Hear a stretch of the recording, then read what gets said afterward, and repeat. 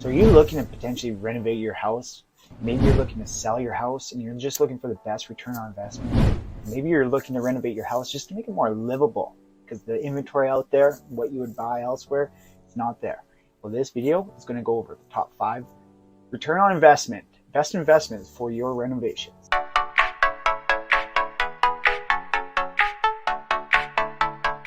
So what is worse, moving or living in a home during a renovation?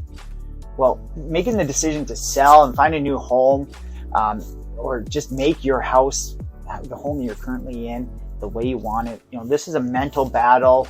It's not new to homeowners these days, but it's really just being emphasized over the last couple of years, as people have been cooped up inside, forced to sit inside and look at the same 4 walls. So in this past year, my family and we were just wondering the same questions. We're just asking, there's a tight real estate market, low inventory, and we're making the decision whether do we renovate our home and make it our own, or do we look and find some home that already has everything that we needed, and that was something that would be more appealing. So we knew our current house, the way it was not going to be the forever situation. It wasn't going to be the forever situation. It was just a stepping stone with the house, the current state of it, to get us to the next stage. However, we decided we loved the neighborhood. We're asking all these questions and kind of weighing the pros and cons. Thoughts of moving, it just wasn't really all that appealing. In the most part, moving sucks. It's expensive. I'm a real estate agent and I hate moving. And it's just not the funnest experience, especially with young kids. We had 2 young kids in our house, and we were just really, we were just kind of fighting that battle. So we decided, we looked at it and we decided to renovate and stay here. So we've been through the questions. If you do have any questions on renovations, anything like that, but I will get in the top 5 here shortly. And if you haven't already, hit that like button and subscribe so you don't miss out on future videos of living here in Kelowna. Comment below what renovations you're maybe considering for your house, and I'd love to hear your thoughts. And are you also considering selling and buying a new house that has what you're looking for? Or are you considering renovations, and which way are you leaning? I'd love to hear your thoughts. So I'm just going to jump right into it, and starting at the top 5 best return on investments for renovations would be energy upgrades. So whether you're thinking about a new energy efficient windows, new furnace, solar panels on your roof, any energy upgrades, it's a hot trend right now, and these renovations can oftentimes bring a good return on investment. If you're going to do solar panels, definitely get the professionals come out and give you a quote. But this, according to the Appraisal Institute of Canada, energy efficient upgrades can bring a return on investment of anywhere from 50 to 75% of the property.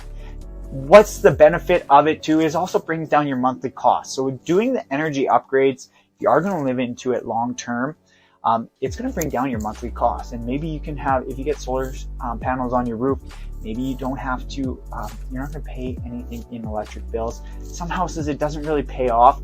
And normally from my research with the solar panel side of things is you normally will get the return on investment back within the 7 to 10 years. Coming in at number 4 is closets. And this is a renovation that me and my family, we did.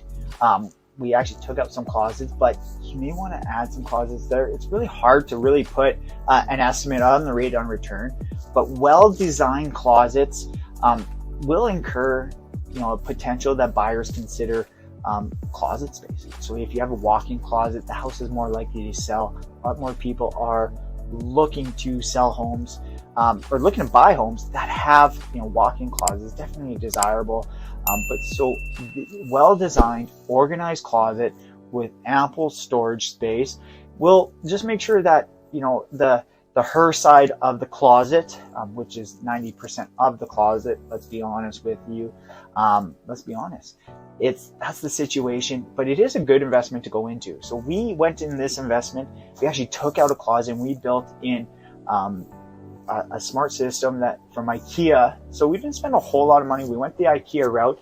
You can definitely get custom made closets and spend a little bit more.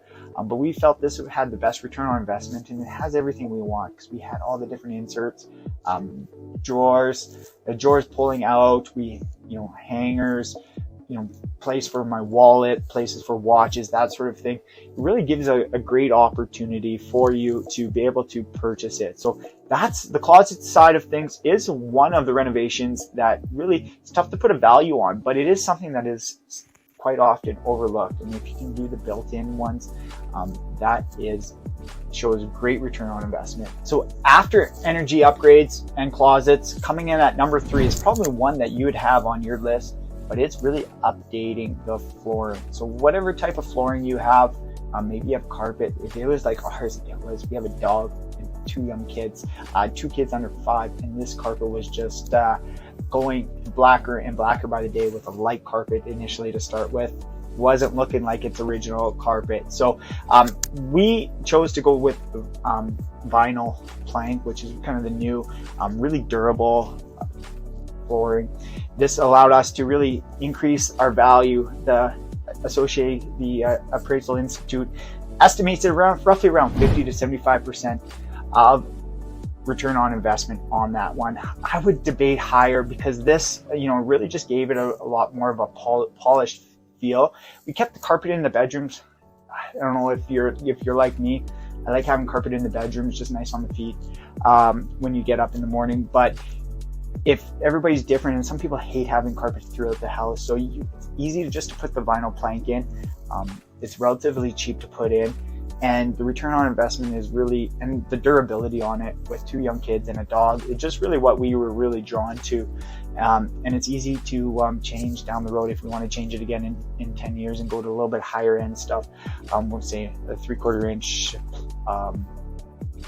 hardwood flooring, any of that sort of thing. We can obviously do that in the future, but this was just a great, just for our temporary, for our current life, and we love it. And I don't think we're going to change it in the future because it is so durable. It is great. So definitely number 3 will probably be on your list, but it is flooring. So we're looking at the top renovations you can do for return on investment in it. So if you're looking to renovate your house, these are the ones that you should be focusing on.